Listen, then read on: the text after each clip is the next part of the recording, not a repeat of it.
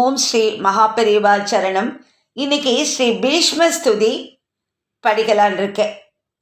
ஸ்ரீமத் பாகவத மகாபுராணத்தில் முதலாவது ஸ்கந்தம் அத்தியாயம் 9 வருகிறது இந்த ஸ்ரீ பீஷ்ம ஸ்துதி.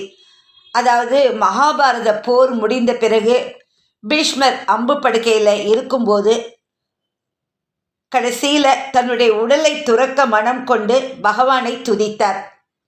அதுதான் ஸ்ரீ பீஷ்ம ஸ்துதின்னு சொல்லப்படுகிறது. இப்போ ஸ்லோகத்துக்கு போகலாம். இத்திமதிருபகல்பிதா வித்ருஷ்ணாம் பகவதி சாத்வத புங்கவே விபூணி ஸ்வசுகமுபகதே க்வசித் விஹர்த்தும் பிரகிருதிமுபேயுஷி யத்பவ பிரவாஹः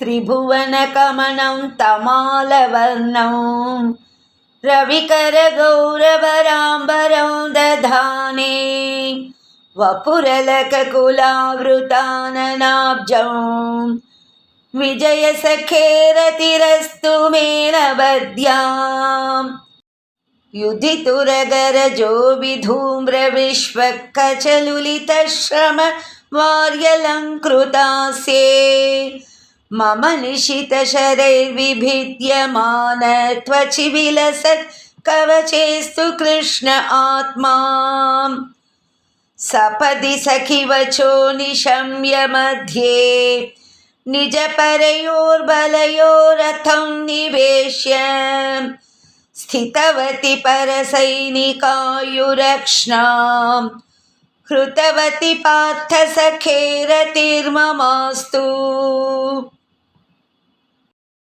व्यवहितपृतनामुकं निरीक्ष्य स्वजनवदात् विमुखस्य दोषबुद्ध्यां कुमतिमहरदात्मविद्यया यः चरणरतिः परमस्य तस्य मेस्तु स्वनिगममपहाय मत्प्रतिज्ञामृतमधिकर्तुमवप्लुतो रतस्तः धृतरथचरणोऽप्ययाच्चलद्गुः हरिरिव हन्तुमिभौ गदोत्तरीयः शितविशिखहतो विशीर्णदंशः क्षतज परिप्लुतातदायिनो मे प्रसभमपि ससारमत्वधातं स भवतु मे भगवान् गतिर्मुकुन्दः